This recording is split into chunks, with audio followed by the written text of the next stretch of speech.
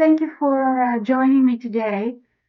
I was very fortunate to find your blog, and from what I learned about you, you were kind of an army brat. You lived overseas with your family, a military father, right?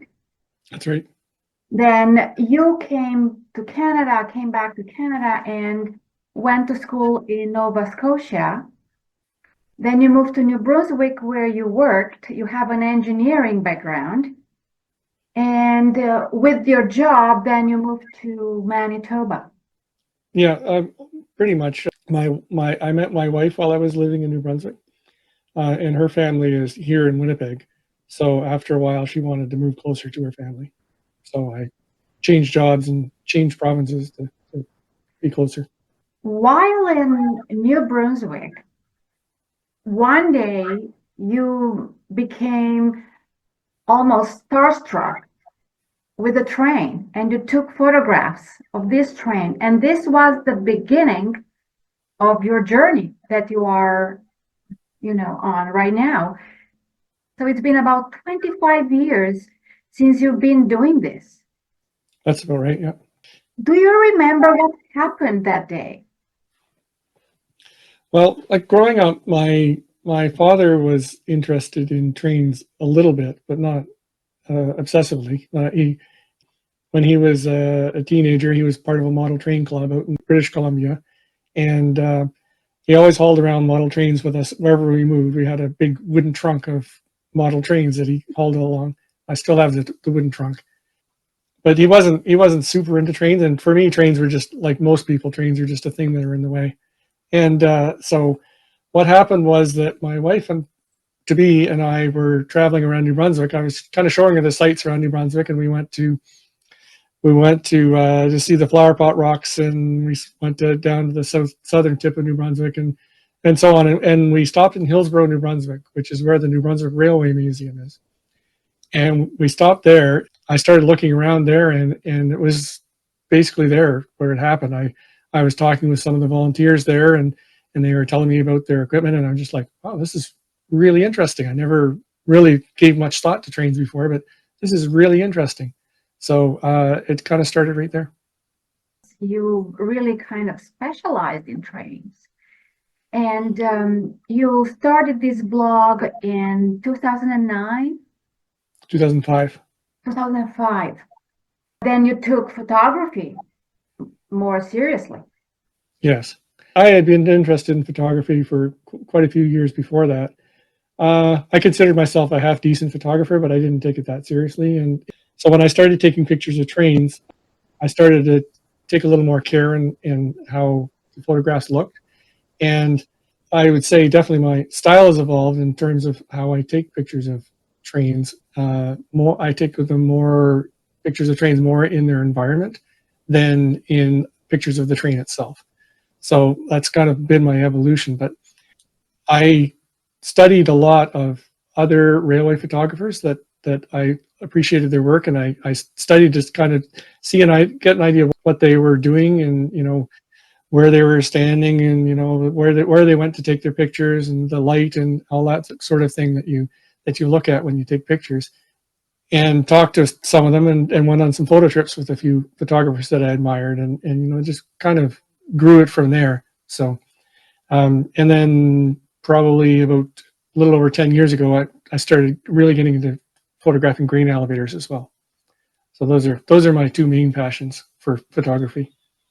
It's interesting how you nourished this love for trains. You were spending a lot of time around train yards. You were waiting for them to come across bridges and Hmm. took photographs. Then you were filming them. Then you got into ethics, and for those who love trains, to make sure that they don't do things that might interfere with the work that people do there on the Right. train yards, and also that they don't get into this, hazardous, dangerous behavior. You started to look at trains in different provinces, then even around the world, including Dachau. Even in Dachau, you were photographing the train tracks. Yes, the train tracks leading into Dachau. Yeah, Yes, it's not as enthusiasm for the railway, yes. but just kind of recognizing their role in the horrible things that happened there. The Nazis used the railways a lot, and when I was in Germany, I visited the I think it's called the Bundestechnik in Berlin. It's a museum of transportation and technology, but they have a fair-sized railway exhibit, and I was pleased to see that there they really acknowledged the role that the railways had in enabling what the Nazis did, and I'm glad they didn't shy away from that. In Canada, however, we have a very positive experience with the trains. Yes. Well, yes, perhaps unless you're perhaps an Indigenous person, it's less positive for sure. It certainly enabled the spread of everyone across the prairies and across the country. So I would say for them, it's probably not a positive experience, but for Canada as a country, absolutely yes. It enabled Canada really. Without railways, British Columbia might not be part of Canada because that was one of their main condition for entering Confederation. So it has a huge influence, especially in Western Canada. Here, the railways were basically created towns out of nothing, out of plains. They they were the lifeblood of communities for many years, and still are for some of them. You are also a drone pilot, and I noticed Mhm. that you're taking a lot of aerials of train yards, of how, the trains running. Also, you are kind of driving along the train tracks. Yeah, I started drone photography in 2019, I think maybe, and it adds another dimension literally to photography. I don't. Some people fly drones for fun, for racing and so on, and I appreciate that. But I fly it. I consider it a camera in the sky. It's another platform, right? So for a camera, and it enables a lot of views that you can't get from the ground and a different perspective. And I think some people think that maybe drone photography is kind of overused in certain situations, but it allows you to get perspectives that you can't get otherwise. Being mindful of people's privacy, of course, you have to be careful about where you film and safety. But one of my favorite drone photos was there was a in Winnipeg. There's a small railway called the Winnipeg Water District Railway, which is owned by the city, and it's a very unique railway that was built many years ago to service the aqueduct that brings water into Winnipeg.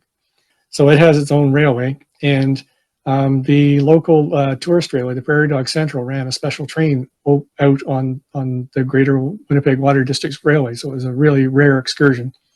So I positioned myself at the bridge that goes over the Winnipeg floodway, and as the train came across, I moved the drone with the train to follow it across the bridge, basically beside it, parallel to it, following the train across the bridge. And that was one of my favorite drone shoots of all time. Just get that perspective that you absolutely could not get from the ground.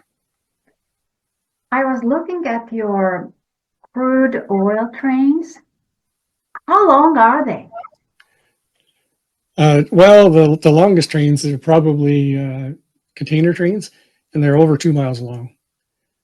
So they're massive. They're 10 to 12,000 feet long.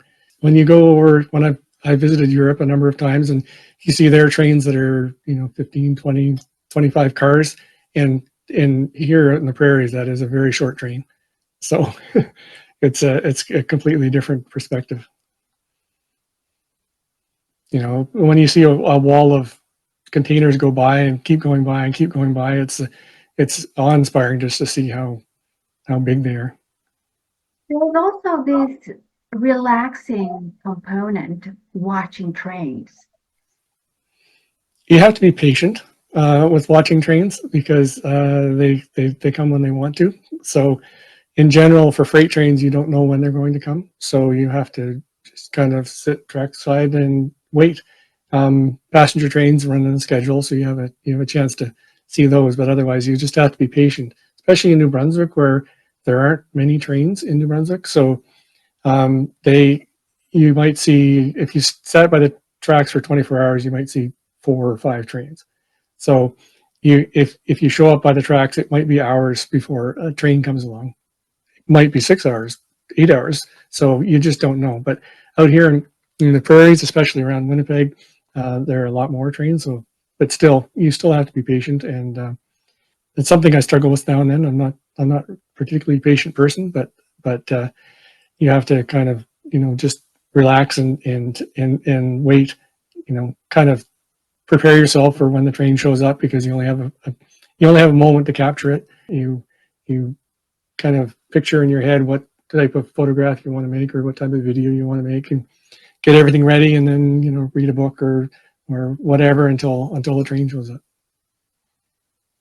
I looked at the trains in each province. What I noticed is that the locomotive, the engines, they do seem to be different from province to province. Here in Newfoundland, the locomotive in Avondale is very different from what I've seen in your area. Right. There are different generations of locomotives. The Newfoundland locomotives the Newfoundland Railway was unique in many ways. One of it was it's narrow gauge, so that the rails are closer together than they are most other places in North America. So that was one thing, and the locomotives are a different generation. So the Newfoundland locomotives were ordered in the 60s, and they're much smaller than today's monster locomotives that are, I think the locomotives in the Newfoundland are somewhere like 800 or 1,000 horsepower.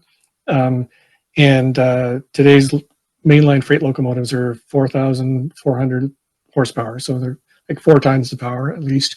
So they're much bigger and much more powerful.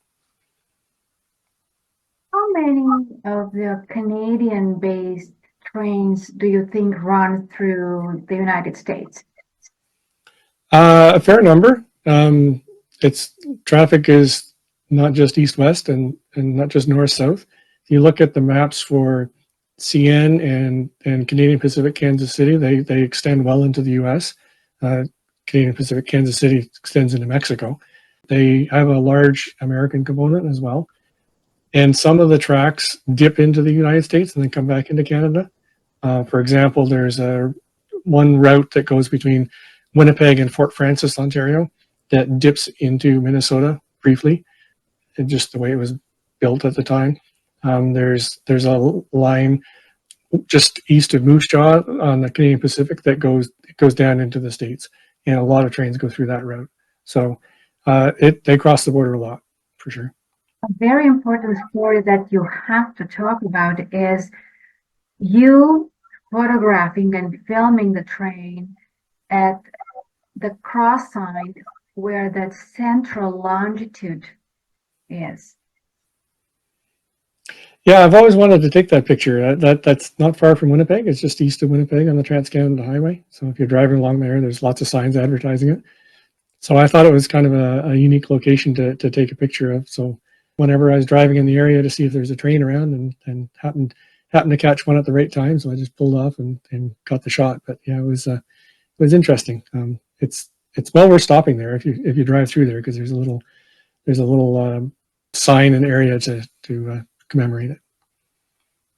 While in Manitoba, you started photographing grain elevators. Yes.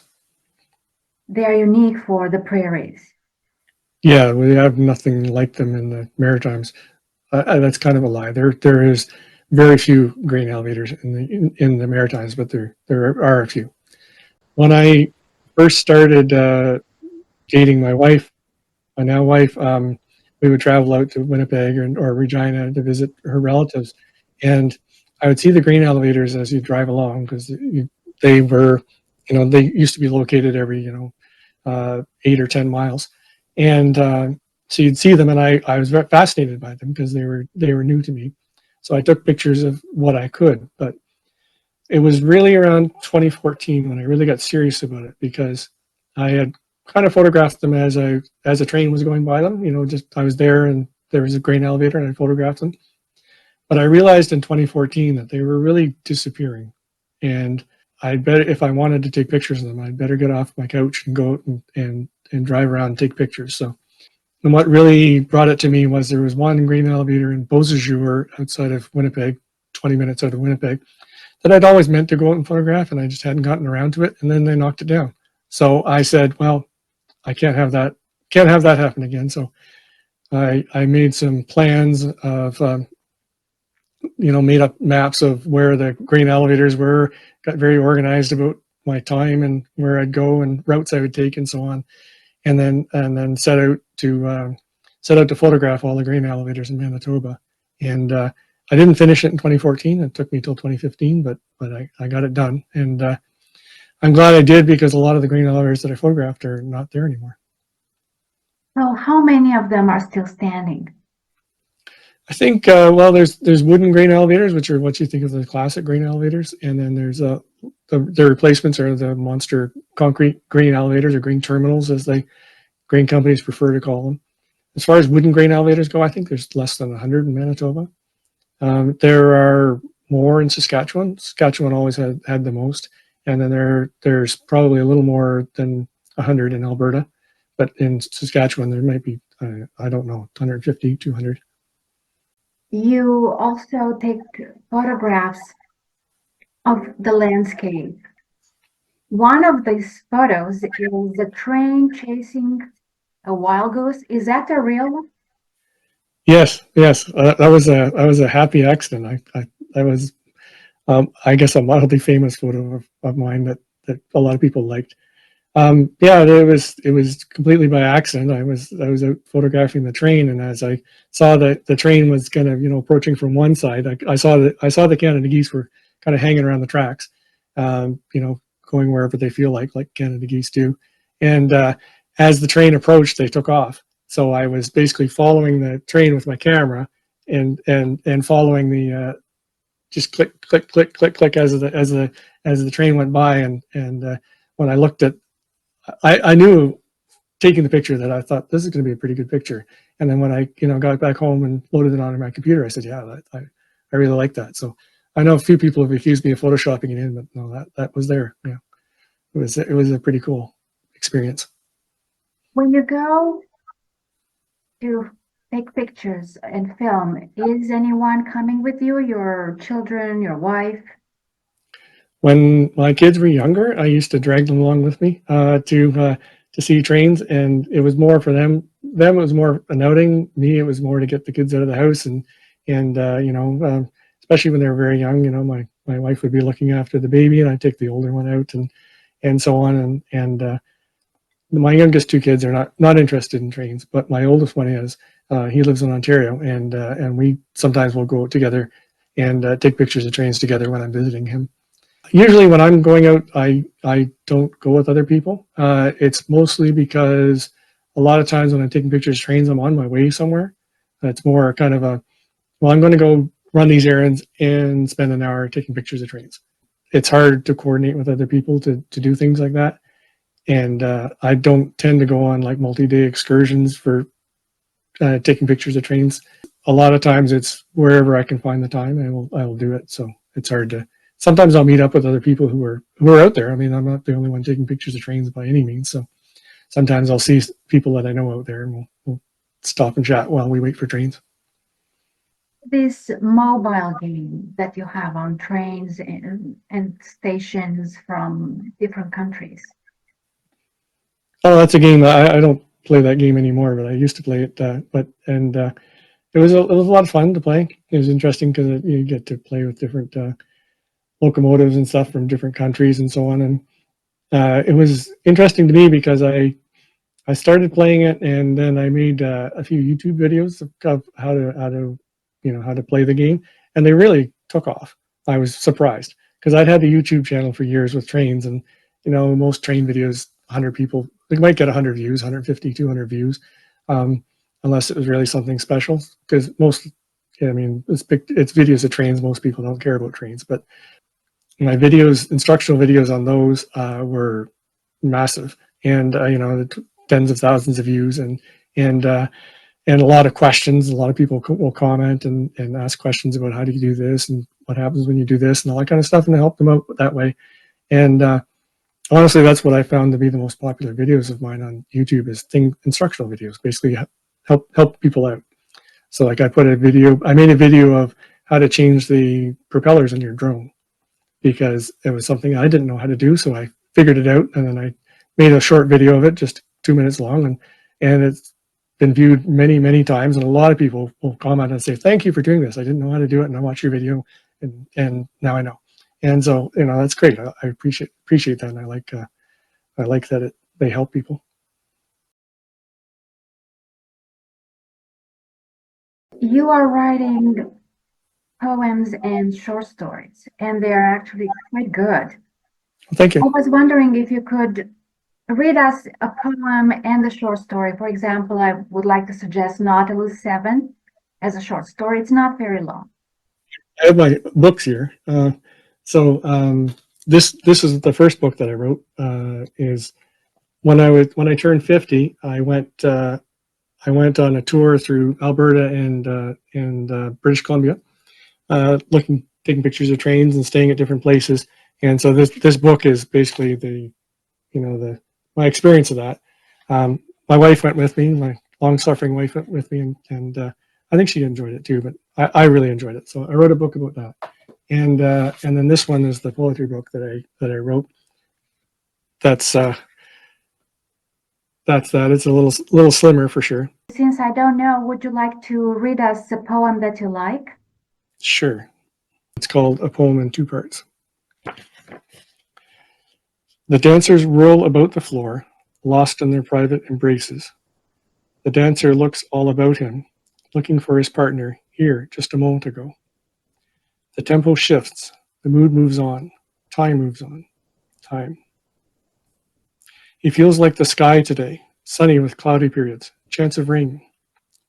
The clouds smear across the sky, hazy, lazy, maybe even crazy, yet the sun still shines. Good old soul still shines. The short story, yes, I will find it in a moment. Attention all planets of the Solar Federation. Ace lifted his finger off the transmit button. What the hell are you doing? Sarah asked. Ace chuckled. It's an old song. I always wanted to do that. He keyed the mic again. Beza Flight Control, this is Nautilus 7. Sorry about that. System test. We're looking for clearance to dock. The reply was swift. Nautilus 7, this is Beza Flight Control. Clearance given to dock at Port Delta. Your financials are on file for dock charges. Financials, dock charges. Ace was old enough to remember when stations were starving for traffic and treated visiting crew like royalty. With the outer planets opening up, Earth area traffic had exploded, and stations were in high demand as stepping stones to Jupiter and beyond. Dock charges were just one way they were cashing in. Ace sent a confirmation to Vez and turned to Sarah. Take us in, kid. I'm hitting the head. Stations charge for bathrooms now, too. I'm not a kid, and remember to turn the exhaust fan on this time. Sarah turned to her set of controls and started keying in commands. The Nautilus thrusters lit in a complex sequence as they swung the freighter around to point the ship's tail at the station. Then the pair of main engines lit briefly to slow the ship's approach to Veza Station. Sarah kept a watchful eye on the displays and occasionally made small adjustments as the ship approached Delta Port. Ace drifted back to his seat, grabbing handholds on the way. Going in on manual? You know the ship can do the docking just fine. I want to shake the rust off. It's been too long since I've done any piloting. Ace nodded. It might sound like a rebuke, but Ace knew that there had been little call for any piloting skills in the month-long approach to Earth. The occasional course change to avoid other ships or uncharted rocks was easily handled by the computer, and Ace, as lead pilot, was usually the one at the controls when anything more complex had to be done. Sarah's hands were busy as she cycled through displays, monitoring the steady approach to the station while watching the area around the Nautilus. She paused in one display. What is that? Ace looked over. What do you mean? The display showed a field of stars. It seemed unremarkable to Ace, and still Sarah magnified the image. There was an oval-shaped blur of stars, visibly growing in size. Sarah tapped more controls. Nothing on radar. Comms channel are normal. Just to be safe, she lit the main engines again to stop their approach to Veza Station. Ace copied the display to his own side of the control panel and started adding overlays. It's growing at about 15% per minute. Center is shifting to our right slightly. It's like a, oh crap. Ace keyed the comms. Emergency, emergency, Veza station. Prepare for impact. Prepare, repeat, prepare for impact. His other hand flew over the controls, increasing thrust on the main engines. The radio response was immediate. This is Veza control. Is this some kind of joke? They were serious. The rest of the response was drowned out by the scream of the collision alarm. Some of the screens flashed white briefly, then faded to show a field of debris. Moments later, the Nautilus shook repeatedly as hurtling debris struck her. I have damage control. Take drives, Ace shouted. Get us out of here. Roger, Sarah confirmed in a shaky voice. Her fingers flew over the console. I have propulsion. Main drive 1 is offline, 2 is firing, increasing the emergency thrust. Both pilots were pressed back into their seats by the acceleration. We have multiple breaches, air leakage 2% per minute, closing all hatches, Ace reported. Half our sensors are offline, comms are down, readying to backup. Moments later, confused babbles of shouts and screams blasted from the speakers. What the hell? Let me through. We're losing air. Activate fire suppression. Ace stabbed a button and the voices cut out. Sarah filled the silence. Engine 1 coming back online. Engine 2 is running hot, reducing to 80% thrust. Where are we going besides away? And what was that? It's interesting, this story, because you, with your trains and the grain elevators, you sound so grounded. But with this story, you're out of this world. Yeah. Thanks. I enjoy writing. I never really thought I would be like that because when I grew up, I was very technically oriented. I have a degree in computer science, and I've been using computers since grade 10. And that has been my career path, and my first love was computers. So I'm very technically oriented, and English class and so on was not really my favorite thing. I found as I started my blog and started writing there, I found that I really enjoyed telling stories. Whether it's a story about a train or if it's a story about a spaceship, I enjoy the storytelling part of it. Another beautiful story is when you drove to Toronto and you crossed into the United States, then you came back you crossed back again. Mm-hmm. It was quite a trip. Yes, it was a very, very fast, long trip. Yeah. My daughter and I were going to Toronto to retrieve her stuff from Toronto, and so we were just basically going there, grabbing the stuff, and coming back in a very short time. So it was a good experience, I guess, in terms of traveling with my daughter is always good, and it was a different kind of an experience, not a vacation by any means. Have you observed subways? I have. I want to tell a little story about not about subways, but about buses. But it's relevant. When I was still living in Fredericton, I had a friend of mine, Bill Lindley, who lives in Nova Scotia, a very good railway photographer, and one of my mentors. He needed to pick something up for me, a DVD, I think, and so we communicated, and he said, "Oh, I'm coming to Fredericton. Maybe you can meet me when I'm in town." I said, "Sure. Where are you going to be?" He says, "Well, I'm going to be at the bus depot on the north side of Fredericton at this time." I'm like, okay. So I went over to the bus depot at that appointed time, and when I approached it, I saw there was all kinds of buses of all different vintages all over the yard. They were all pulled out and out of the garage and were all over the yard. And there were all these people crawling all over them and going in the buses and taking pictures of them. And I looked at them and I said, "What are they doing?" I said, "They're taking pictures of these buses like it's just a bus. I mean, it's." And then I thought, "Oh, this is how people think of me when I take pictures of trains." And I said, it's all in your perspective, because there are people who are bus fans and there are people who are subway fans. And I used to not care much about subways except that I rode them, but I've become more interested in them, in subways and trams. I see the variety of them, and I see, I'm interested in all the different, where they go and how they serve people and the different routes they take. So I found my tastes and my interests have changed, as I've gone through this hobby for the past 20 odd years in terms of what I'm interested in. I used to be very meticulous about recording every engine number that I saw. you probably heard, in the UK, there's people that are trained spotters who are very, very meticulous about that, and they want to make sure they've seen every locomotive of a particular type and so on. And I used to be like that. I used to track that very closely, and now I could not care less. So it is something that I've evolved away from, and I'm not saying it's bad or good. It's just a shift in interests.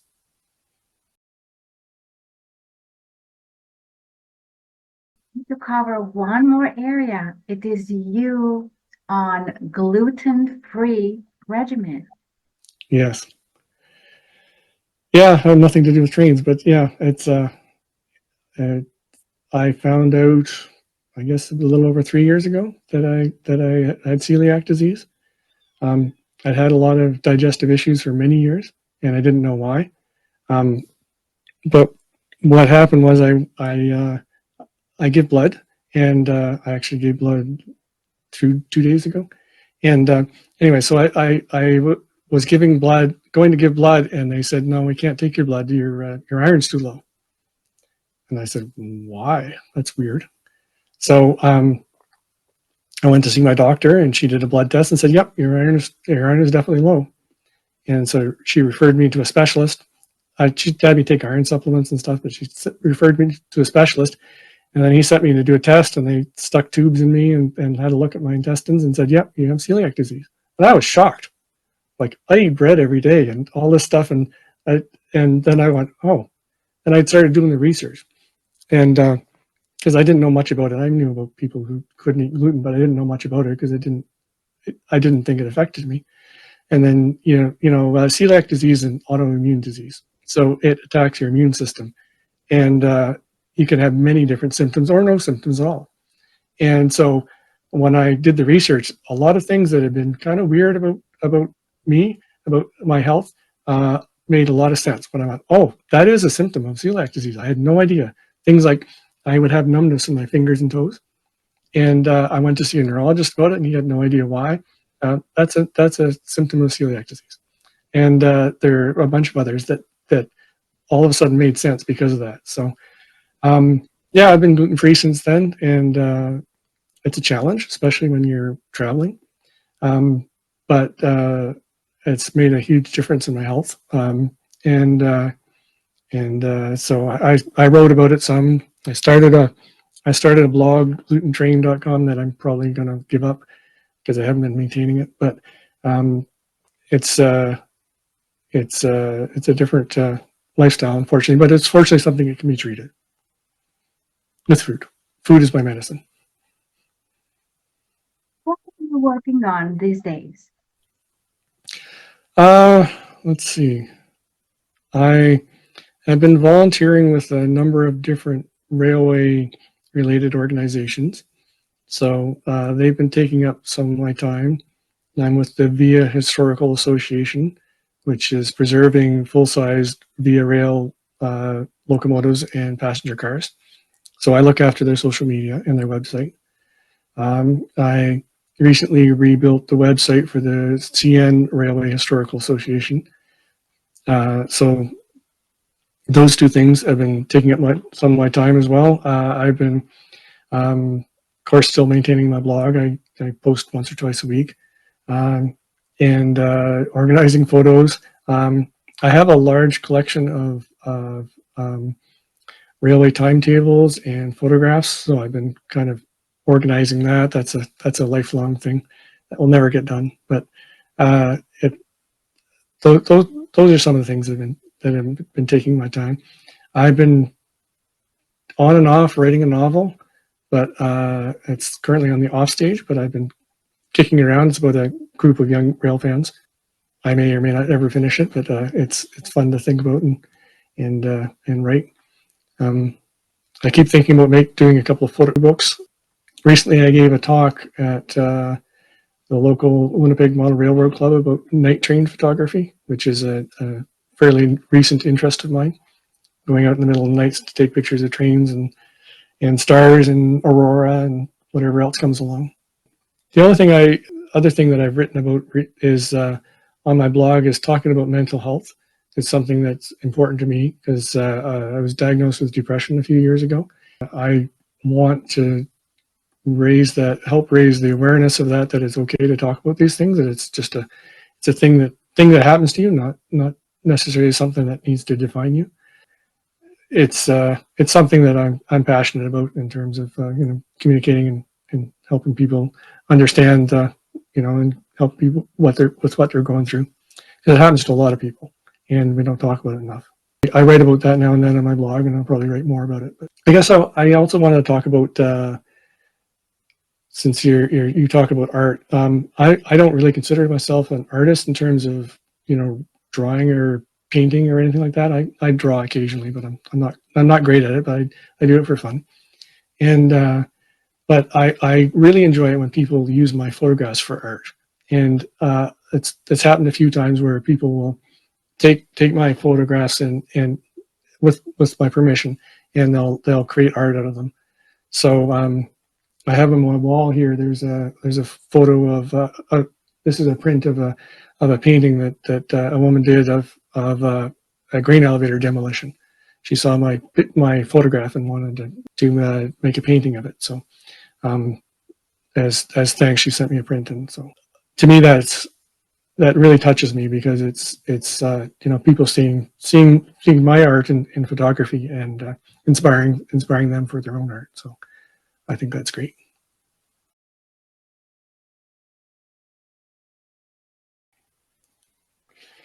This one's called Chasing Sunsets. Spending my time these days chasing sunsets, chasing after beauty over the horizon, trying to freeze them in the frame of my life, trying to freeze time while it's still there. Though I still feel the hot sun beating down from the sky in my head, I feel the change in the heat, a break, perhaps a start to a long cooling. At times I feel like nowhere is home, splitting my time and my heart and my mind. At times I feel like I'm always in transit, and change seems the only constant. Soon enough my own sunset will catch me, and sun's heat will yield to cold moonlight. For now I'll be content to chase sunsets, and hope I don't catch one for very long.